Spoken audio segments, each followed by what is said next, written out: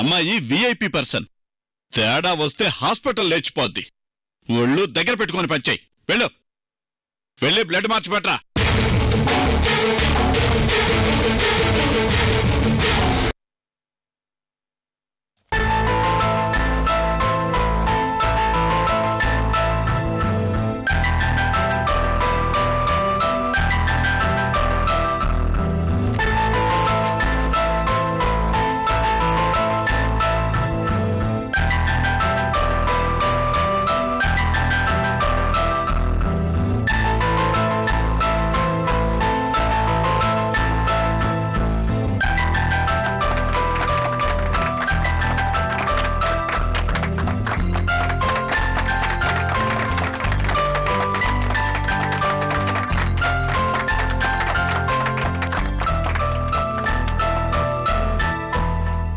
Dear friends, ఇప్పుడు నా మనవరాలు అర్చన చైర్మన్ హోదాలో మిమ్మల్ని అడ్రస్ చేస్తుంది.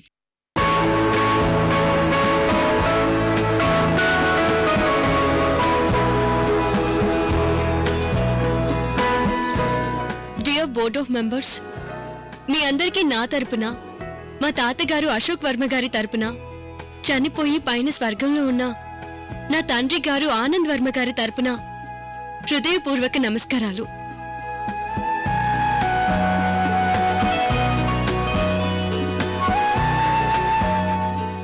ఈ రోజు వరకు మా సంస్థలన్నింటికీ అటు ప్రజల్లో గాని ఇటు మార్కెట్లో గాని మంచి పేరు రావడానికి, గుడ్ విల్ పెరగడానికి కారణమైన మీ అందరికీ పేరు పేరున కృతజ్ఞతలు తెలుపుకుంటున్నాను.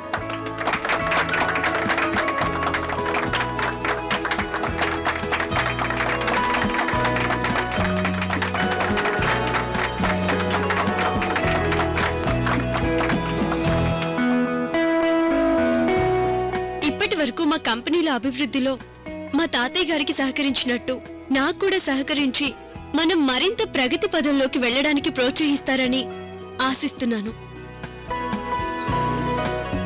వాళ్ళ తాతల కాలం దగ్గర నుండి మా దగ్గర సొంత మనుషులాగా పనిచేస్తూ ఈవేళ మా తాతగారి దగ్గర కూడా నమ్మకంగా పనిచేస్తున్న భూషణం అంకుల్ కి ప్రత్యేకంగా థ్యాంక్స్.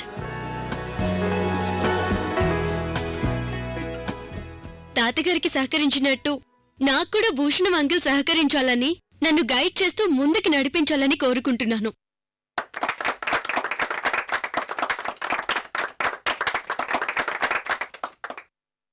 చైర్మన్ గా చార్జ్ హ్యాండ్ ఓవర్ చేసుకున్న ఫస్ట్ డేనే ఎక్కువగా మాట్లాడనేమో.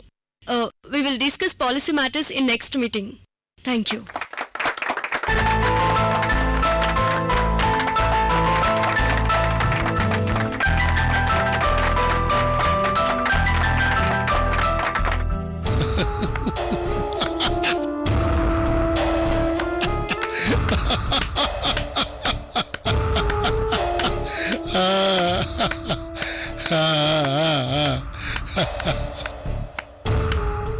బోర్డు మీటింగ్ తీసుకెళ్లాలని నేనొస్తే ఈ ముసలోడు పిచ్చోడ్లో చప్పట్లు కొడుతున్నాడేంటి? అయ్యగారు, అయ్యగారు, అయ్యగారు!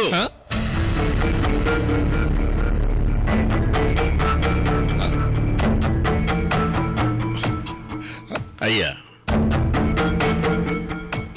ఈరోజు బోర్డు మీటింగ్ ఉంది, మనం వెళ్ళాలయ్యా.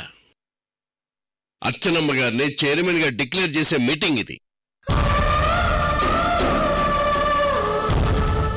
నా మనవరాలు అర్చన హాస్పిటల్లో ఉంటే బోర్డు మీటింగ్ ఏమిటి భూషణం? తను ఆరోగ్యవంతురాలై ఇంటికొచ్చాక తను చైర్మన్ గా బాధ్యతలు తీసుకున్న రోజే నెక్స్ట్ బోర్డు మీటింగ్ అయ్యా. అంతవరకు no board meetings, nothing, cancel it. Members అందరికి ఇన్ఫార్మ్ చేయి. అలాగే అయ్యా.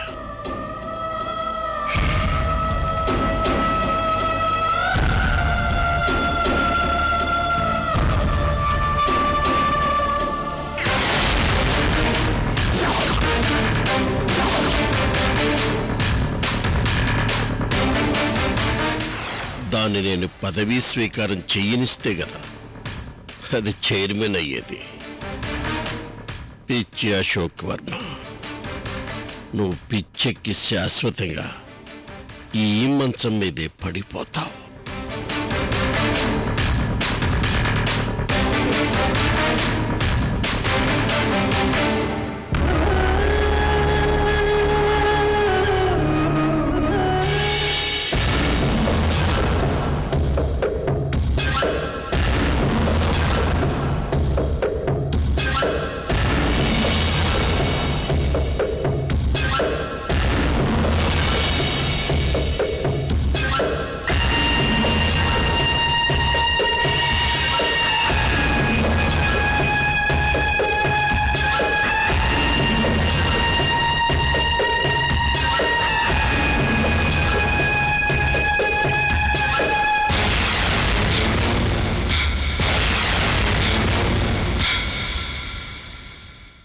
ఏంటి నాన్న ఇది?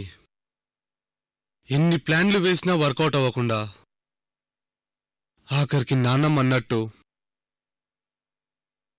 చేయలేని వాళ్ళం అయిపోయామా అనిపిస్తుంది నాకు. నేను అదే ఆలోచిస్తున్నాను భవాని. అర్చనని ఎలాగైనా లేపేయాలనే తొందరపాటుతో మన ప్లాన్లు మనకే బెడిసికొట్టేలా చేసుకుని తనకి ఆయుష్ పోస్తున్నామేమో అనిపిస్తుంది. ఊరుకో నాన్న, ఎప్పుడో చిన్నప్పుడు దాన్ని అమ్మా నాన్నని లేపేసినప్పుడే దాన్ని కూడా లేపేసుంటే ఈ టెన్షన్ ఇప్పుడు ఉండేది కాదు. అప్పుడు చావవలసింది మిస్ అవటమే ఇప్పుడు మనకి టెన్షన్. ఆ తర్వాత నేను చాలా ప్రయత్నాలు చేశాను, కానీ పని జరగలేదు.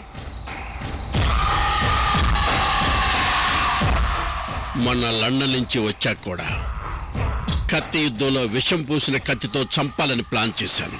అది వర్కౌట్ అవ్వలేదనే కదా నేను యాక్షన్లోకి దిగాను. కానీ అది ఫెయిల్ అయింది. ఆ అర్చన బ్రతికొచ్చి హాస్పిటల్లో పడింది. ఇక్కడ మీ నాన్నమ్మ చేసిన తెలివైన పని ఏంటో తెలుసా? మన రహస్యం తెలిసిన నాగుని చంపటం. ఆ నాగుగాన్ని తలదన్నే లాంటి వాడిని తీసుకొచ్చి ఈసారి ఖచ్చితంగా అర్చన చచ్చేలా ప్లాన్ చేస్తాను. కొంచెం ఆగు. ఇలా అంటున్నానని నాకు చావ చచ్చిందని అనుకోవద్దు. ఇప్పుడు మనం వెంటనే ఏ ప్రయత్నం చేసినా యాక్సిడెంట్లుగా కాకుండా ఎవరో కావాలని అటెంప్ట్ చేస్తున్నారని అశోక్ వర్మకి డౌట్ రావచ్చు.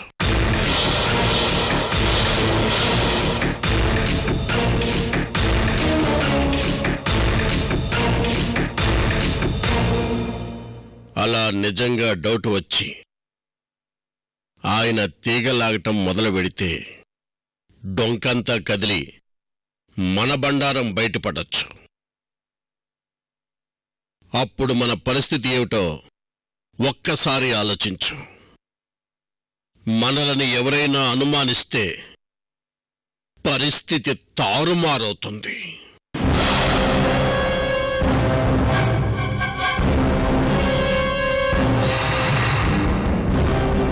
భవాని, మనం అశోక్ వర్మ ఆస్తి మీద, దానితో పాటు ట్రస్ట్ మీద ఎన్నాళ్ళ నుంచో కన్నేసి ఉంచామని మన కుటుంబానికి తప్ప మూడో కంటికి తెలీదు. అశోక్ వర్మకి, అతనితో పాటు బంధువర్గానికి, స్నేహితులకి, ఫ్యాక్టరీలోనూ ఆఫీసులోనూ పనిచేసే స్టాఫ్కి, తరతరాల మన కుటుంబీకులతో పాటు ఈరోజు మనం కూడా విశ్వాసంతో కూడిన నమ్మిన బంట్లు అనే అభిప్రాయంతోనూ నమ్మకంతోనూ అందరూ ఉన్నారు.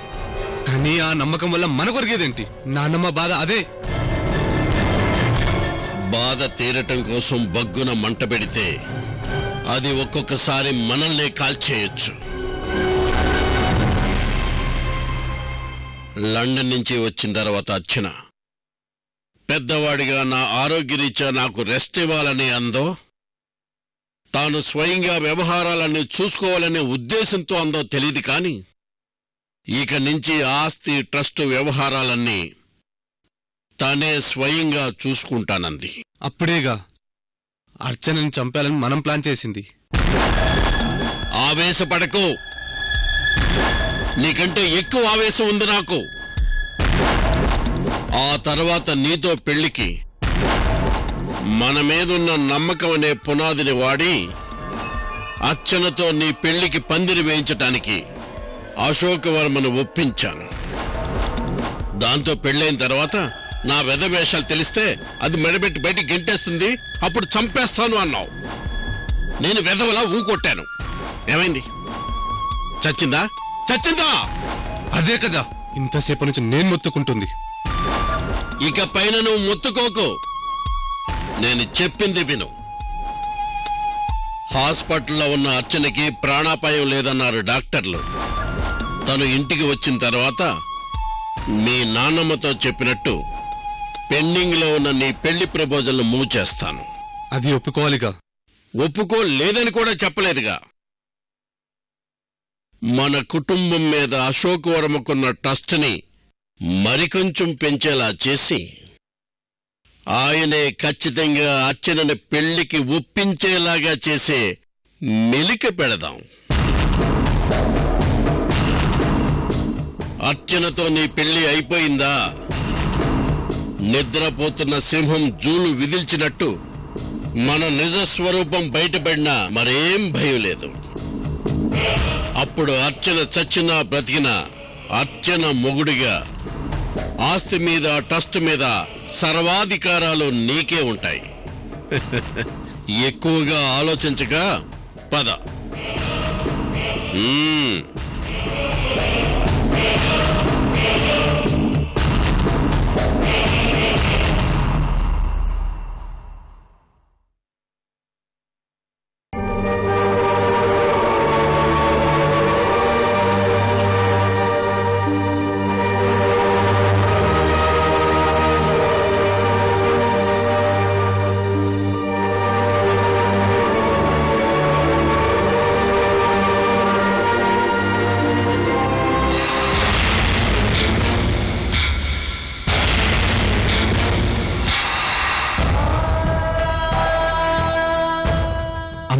ఇచ్చిన మాట కోసం నువ్వు నన్ను వెతుక్కుంటూ నా కోసం ఇంటికొచ్చినప్పుడు కూడా నీతో కావాలనే సరిగ్గా మాట్లాడలేదు. నిజమైన స్నేహానికి నీ మీద నాకున్న ఇష్టానికి ద్రోహం చేశాను. నా మనసును నేనే మొట్టమొదటిసారిగా వంచుకున్నాను.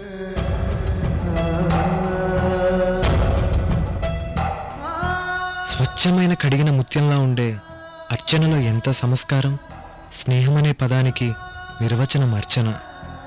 తనలో పేద గొప్ప తేడాలు ఎప్పుడు కనపడలేదు. అర్చన మాట్లాడుతుంటే చూడాలని, ఆమె మాట్లాడుతున్న కొలది మాట్లాడాలని, ఆమె స్నేహాన్ని మించింది ఈ ప్రపంచంలో ఇంకోటి లేదని అనిపిస్తుంది. అర్చన స్నేహానికి దూరంగా బ్రతకటం నా వల్ల అవుతుందా?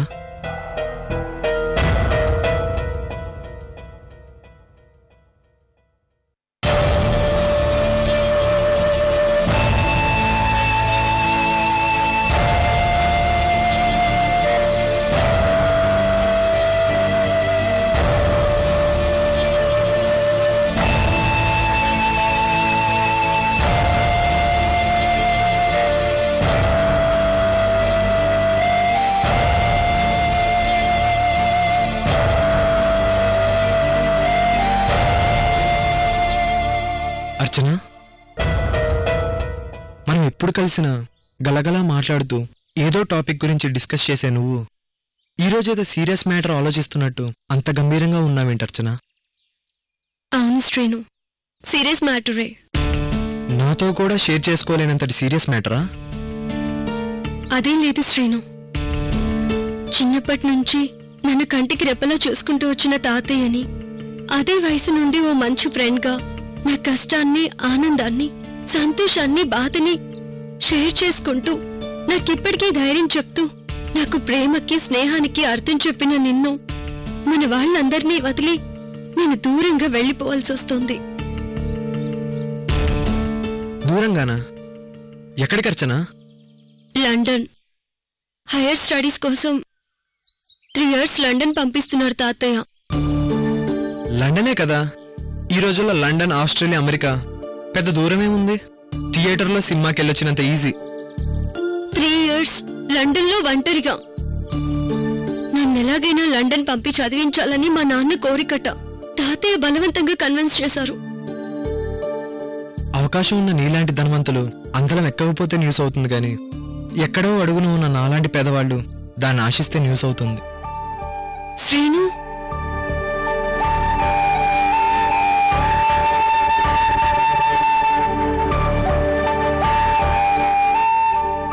మీ నాన్నగారి కోరికను మీ తాతగారు తీర్చాలని పట్టుపట్టడంలో తప్పులేదు అర్చన.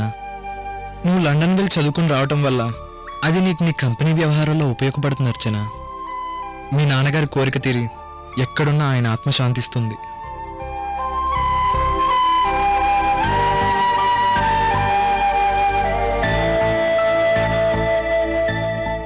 ఏ విషయాన్నైనా ఇలా ఎనలైజ్ చేసి మాట్లాడే నువ్వన్నా, నీ ఫ్రెండ్షిప్ అన్నా నాకందుకే అంత ఇష్టం శ్రీను. ఇందులో అనలైజ్ చేయడానికి ఏముంది అర్చన, వాస్తవం. అయినా 3 ఏళ్ళు ఎంతసేపట్లో గడిచిపోతాయని.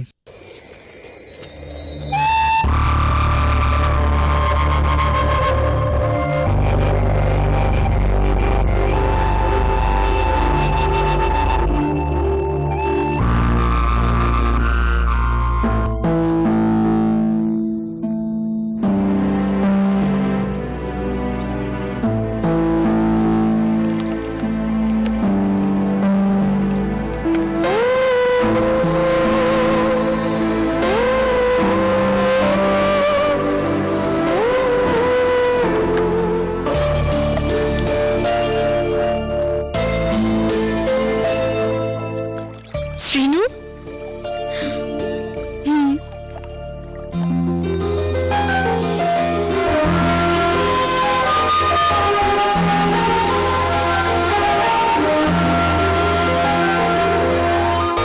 ఆ కలువ పూలంటే నాకు చాలా ఇష్టం శ్రీను. నీలా స్వచ్ఛంగా ఉంటాయనా? ఏమో కానీ అవంటే నాకు చాలా ఇష్టం.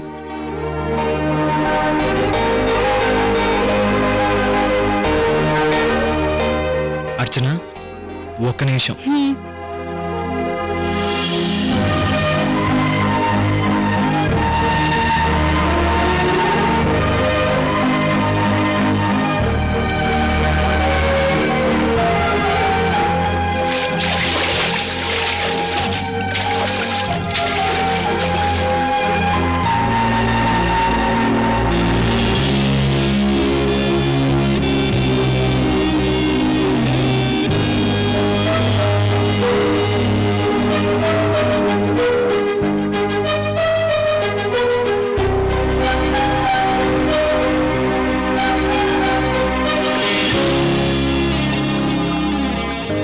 శ్రీను, నీకేమైనా మతిపోయిందా? నీకు నీటిగా ఉందని చెప్పావు కదా, ఏంటి శ్రీను ఇది?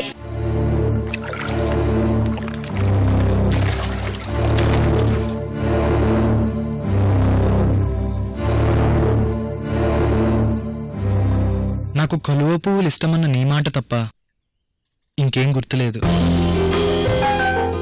అయినా నా స్నేహితురాలువైన నీ కోరిక తీర్చడం కన్నా నా ప్రాణం విలువైంది కాదర్చన. తీసుకో.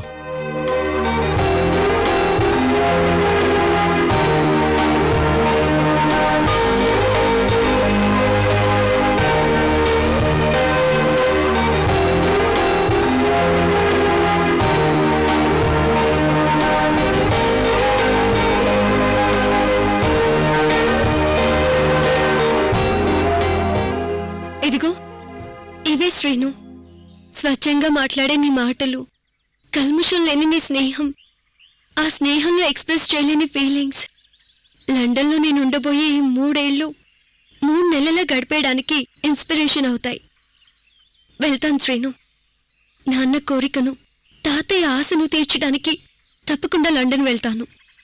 నువ్వు వచ్చేసరికి నేను కూడా నా స్టడీస్ పూర్తి చేసుకుని ఏదైనా మంచి జాబ్ చేస్తూ ఉంటానేమో. I wish you the same. Thank you అర్చన.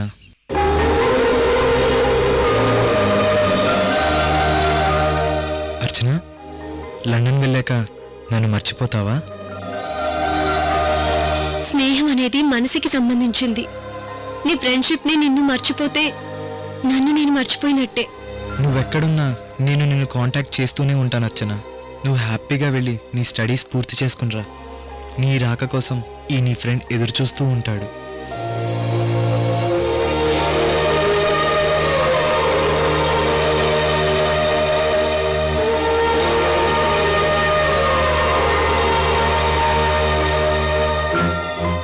అలా నీకు మాటిచ్చిన నేను నువ్వు వచ్చావని తెలిసి కూడా నీ దగ్గరికి రాలేకపోయాను. నువ్వు నా దగ్గరికి వచ్చినా మునిపట్లా మాట్లాడలేకపోయాను. సారీ అర్చన.